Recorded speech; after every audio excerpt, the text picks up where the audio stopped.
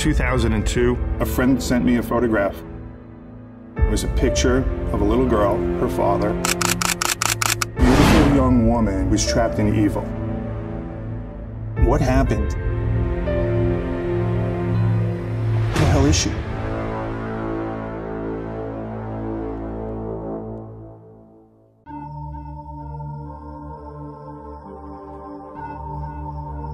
Gambar ini mungkin terlihat seperti foto keluarga yang harmonis dengan sosok pria dan seorang gadis cantik yang berada di pelukan ayahnya.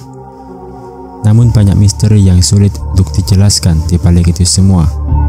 Apa yang sebenarnya terjadi pada mereka? Dan siapa sebenarnya mereka?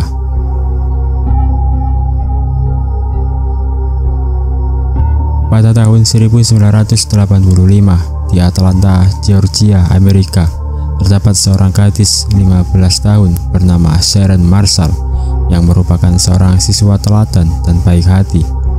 Dia juga menjadi salah satu siswa terbaik dan terpandai di kelasnya. Setelah lulus dari SMA, Sharon telah mendapatkan beasiswa penuh ke Institut Teknologi Georgia dengan rencana untuk belajar teknik kedirgantaraan sehingga ia dapat memenuhi mimpinya untuk bekerja di NASA. Meskipun memiliki kesempatan yang luar biasa, Sharon tidak mengambil beasiswa tersebut karena dia menyimpan sebuah rahasia. Sharon hamil selama berbulan-bulan terakhir di waktu SMA oleh pacarnya yang tidak pernah dia ceritakan tentang bayinya. Sharon menyembunyikan rahasianya dengan baik dan dia akhirnya melahirkan dan mengizinkan pasangan kaya dari Texas untuk mengadopsi bayi tersebut. Namun kehamilan tersebut mengguncang rencana hidupnya dan pada suatu ketika ia bahkan mencoba untuk melarikan diri dengan pacarnya. Setelah kehilangan kesempatan untuk kuliah, Sharon akhirnya pindah ke Florida untuk memulai hidup baru dengan seorang pria bernama Franklin Delano Floyd yang menjadi pacarnya saat ini. Meskipun mereka sudah tinggal bersama, Sharon mulai berkencan dengan pria lain dan ia hamil untuk kedua kalinya. Ia sekali lagi tidak pernah memberitahu siapa pria yang menghamilinya ini, namun ia memilih untuk menjaga dan membesarkan anak tersebut bersama Frank. Tidak lama kemudian Sharon melahirkan putranya yang diberi nama Michael Gregory Marshall pada tahun 1988. Frank dan Sharon memiliki hubungan yang rumit. Tidak begitu jelas apakah hubungan itu romantis atau tidak. Namun keduanya hidup bersama dan sama-sama menafkahi anaknya. Frank bekerja sebagai pelukis, namun ia sering menderita sakit punggung sehingga ia jarang bisa bekerja, dan Sharon menjadi penari eksotis untuk menafkahi mereka. Namun mereka juga mulai mengandalkan tunjangan untuk bertahan hidup. Dan rekan-rekan kerjanya menganggap Sharon sebagai sosok yang baik dan ramah. Dia juga sangat dekat dengan seorang rekan kerjanya yang berusia 18 tahun bernama Cheryl. Meskipun mereka bersahabat, Sharon dan Cheryl diketahui sering berselisih paham meskipun ada laporan bahwa mereka berdua mungkin terlibat dalam hubungan singkat pada akhir pekan.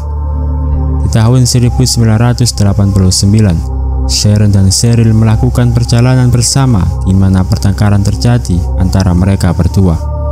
Setelah pertengkaran tersebut, Cheryl diduga melaporkan Sharon ke dinas sosial karena salah mengartikan pendapatannya yang sebenarnya sebagai penari eksotis. Sharon telah menyembunyikan sebagian uang yang dia hasilkan untuk mendapatkan bantuan dari pemerintah.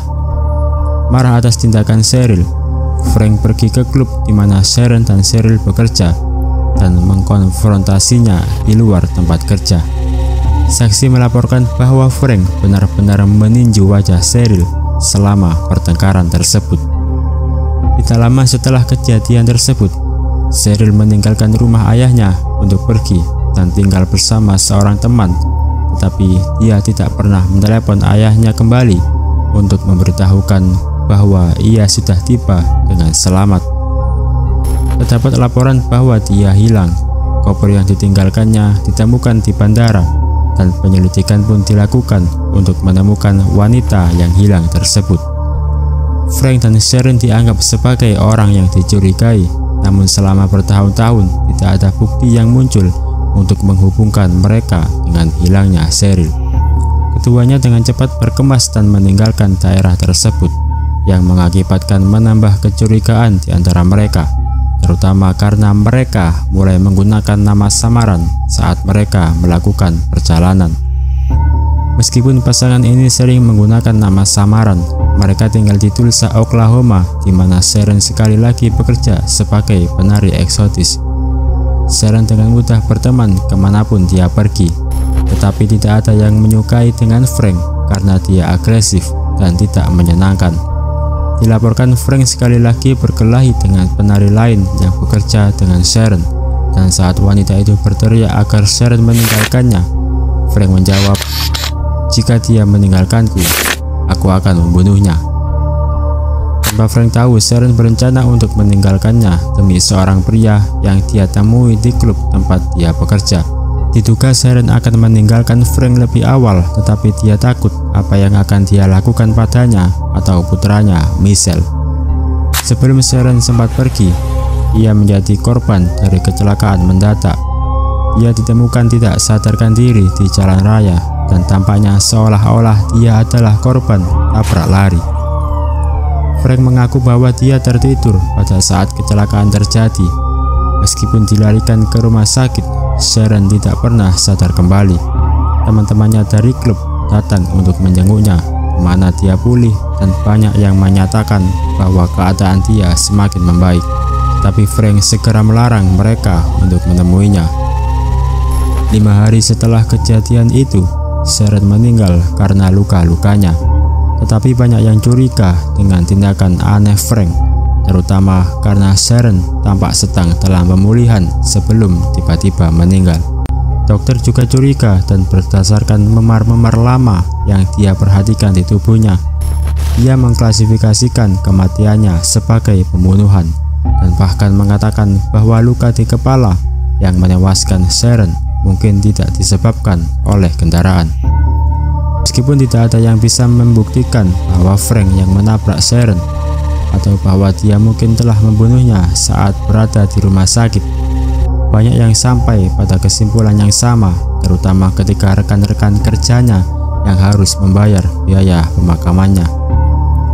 Frank segera menghubungi perusahaan asuransi jiwa untuk mengklaim asuransi dengan jumlah yang banyak yang diambilnya untuk Sharon hanya beberapa bulan sebelum kematiannya. Masalahnya adalah bahwa Frank sering menggunakan nama samaran, sehingga nomor jaminan sosial yang diberikannya tidak pernah cocok dengan namanya.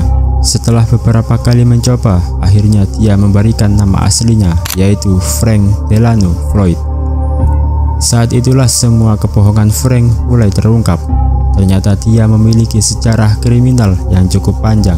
Ketika Frank berusia 19 tahun pada tahun 1962, dia dihukum karena menculik dan menyerang seorang gadis berusia 4 tahun, yang mengakibatkan dia dijatuhi hukuman 10 hingga 20 tahun penjara. Kemudian dia dibawa ke rumah sakit jiwa, tetapi dia melarikan diri dari rumah sakit jiwa tersebut dengan mencuri kendaraan. Kisah mengejutkan Frank baru saja dimulai karena sehari setelah pelariannya, dia merampok bank dan kemudian ditangkap lagi. Pada tahun 1972, Frank dibebaskan, tetapi setelah itu, dia mencoba menculik seorang wanita dari sebuah pompa bensin dan ditangkap lagi. Namun kali ini dia membayar jaminannya, tetapi melewatkan jadwal sidangnya. Akhirnya surat perintah penangkapan resmi dikeluarkan, tetapi Frank telah menghilang dan menggunakan nama samaran lagi. Sampai akhirnya dia harus memberikan nama lengkap aslinya kepada perusahaan asuransi jiwa. Frank berusaha melarikan diri dari pihak berwenang, tetapi dia segera ditangkap di Georgia dan dimasukkan ke penjara untuk menyelesaikan hukumannya. Bagi teman-teman Sharon, mereka merasa bahwa penangkapan Frank adalah cara untuk menegakkan keadilan atas kematiannya yang terlalu cepat.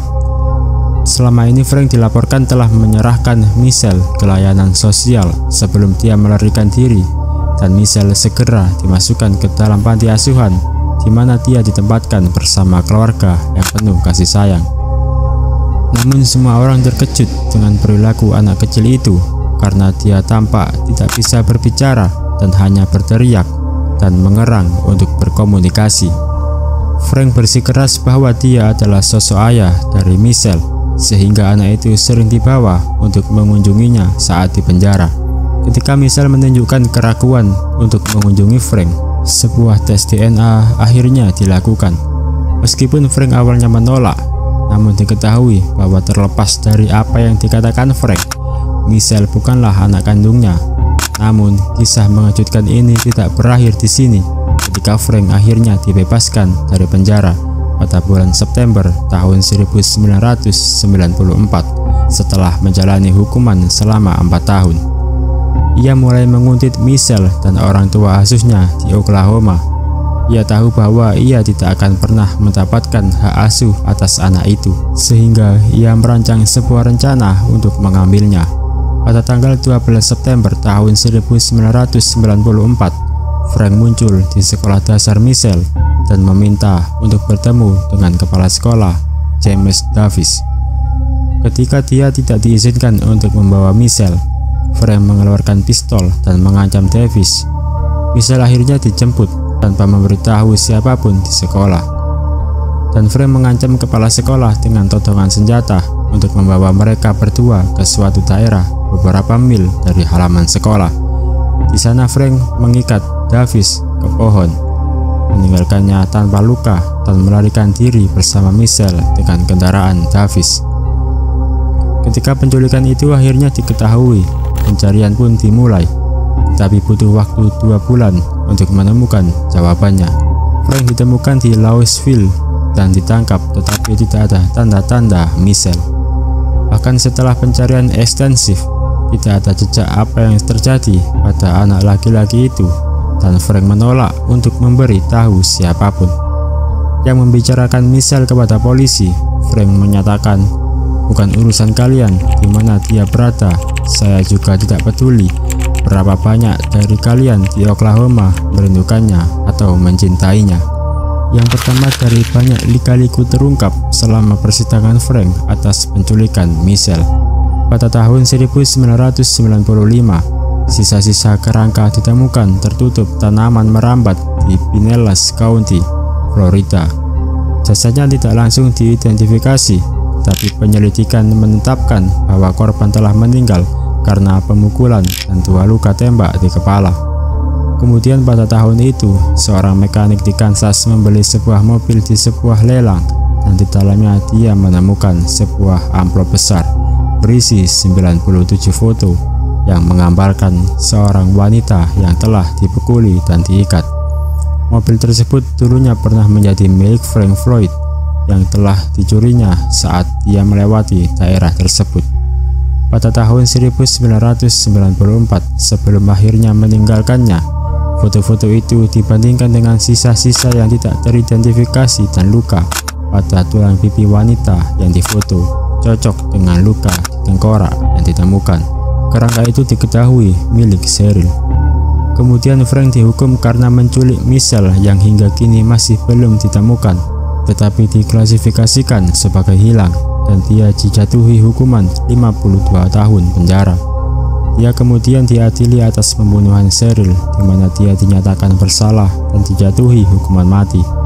Tetapi foto-foto yang ditemukan di dalam mobil mengungkapkan sesuatu yang lebih mengejutkan.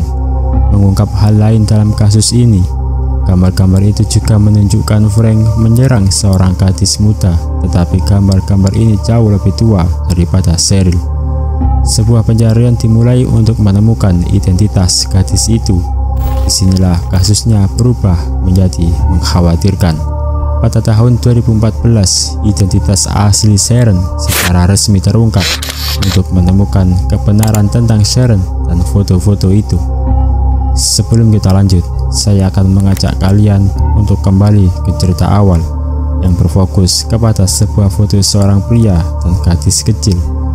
Disinilah semua misteri akan terungkap.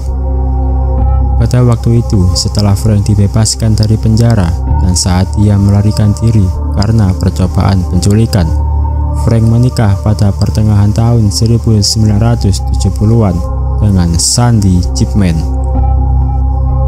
Saat itu dia menggunakan nama samaran sebagai Brandon Williams sehingga Sandy tidak tahu siapa sebenarnya dirinya. Pernikahan itu jauh dari romantis, terutama karena dimulai dengan mereka mengikat janji suci di halte bus. Sandy memiliki 4 anak pada saat itu dan dia meninggalkan anak-anaknya dalam perawatan Frank karena atas kesalahan yang dia lakukan yang menyebabkan dia masuk penjara. Ketika dia harus menghabiskan 30 hari di penjara setelah ketahuan memberikan cek kosong. Ketika Sandy akhirnya dibebaskan dari penjara, dia menemukan bahwa rumahnya kosong dan anak-anaknya telah pergi. Tampaknya Frank telah membawa mereka dan pindah. Butuh waktu bertahun-tahun bagi Sandy untuk mencari tahu di mana anak-anaknya, tapi dia akhirnya menemukan 2 putrinya Allison dan Amy tinggal bersama kelompok layanan sosial. Meskipun demikian, Sandy tidak dapat menemukan putri sulungnya Susan dan putranya Philip. Putranya akhirnya ditemukan ketika sebagai seorang dewasa dan akan menjalani tes DNA untuk mengungkapkan bahwa mereka memiliki hubungan keluarga. Frank telah menyerahkannya untuk diadopsi, tetapi apa yang terjadi pada putri tertua Sandy bahkan lebih mengejutkan. Nama asli Sharon adalah Susan Mary Savarkis dan dia adalah putri Sandy Chipman. Dalam kejadian yang benar-benar mengkhawatirkan, Frank telah mengambil anak-anak Sandy dan memisahkan mereka ke beberapa kelompok layanan sosial, tetapi membesarkan Susan dengan tangan dia sendiri. Frank dan Susan sering pindah dan melintasi beberapa negara bagian yang berbeda. Frank menceritakan banyak kisah berbeda kepada orang-orang di sekitarnya tentang bagaimana dia datang untuk merawat gadis muda itu. Tetapi sebagian besar cerita dia mengaku telah menyelamatkannya ketika dia ditinggalkan oleh orang tuanya. Saat ini dia memanggilnya dengan nama samaran sebagai Tanya Hughes. Namun pada saat gadis muda itu lulus SMA, dia memanggil dengan nama Sharon Marshall. Ternyata Sharon diculik saat masih anak-anak oleh Frank, ayah tirinya sendiri yang membesarkannya, kemudian menikahinya ketika dia dewasa dan membunuhnya, dan kemudian menculik anaknya setelah dia meninggal yang bernama Michelle. Itu adalah kasus yang sulit untuk dipercaya dan dijelaskan di dunia nyata, namun itu nyata terjadinya. Terungkap pada tahun 2014 bahwa setelah hampir 20 tahun berbohong, Frank akhirnya mengakui apa yang diduga banyak orang saat itu, bahwa dia telah membunuh Michelle dengan menembaknya saat dia membawanya melarikan diri. Dia menyembunyikan jasadnya di sepanjang Interstate 35, tetapi pencarian intensif tidak menemukan apapun. Kemudian disimpulkan bahwa jasad Michelle mungkin telah dimakan oleh babi hutan di daerah tersebut. Frank tidak pernah dinyatakan bersalah atas pembunuhan Sharon, meskipun masyarakat umum meyakini bahwa dia juga bersalah atas kejahatan itu. Sampai hari ini, dia menolak untuk berbicara tentang kematian Sharon, dan Frank akan menjalani hukumannya atas pembunuhan Cheryl dan dia akan dihukum mati.